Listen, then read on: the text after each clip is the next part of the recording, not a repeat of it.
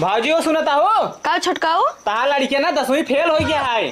10वीं फेल हो गए हैं? हाँ सही में? और कम सही बोलता ही। चलो ठीक है जा तू। हे लड्डू पापा सुनता है? क्या हुआ है? लड्डू का ना 10वीं फेल हो गया। कहाँ बाऊ? उधर के ना ते कदा लुकान होए। चलो देखा जाए तो। चला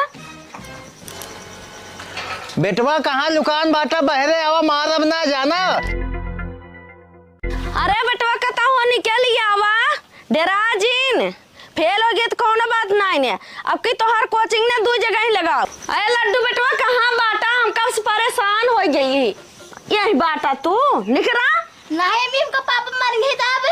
अरे हमरा राहत में तोहर पापा हाथ ना उठाई आवा निकरा बाहर कब से परेशान होता। हे लड्डू पापा आवा मिले बा मिला बा है? हाँ हमारा एक ससुर ने फेल हो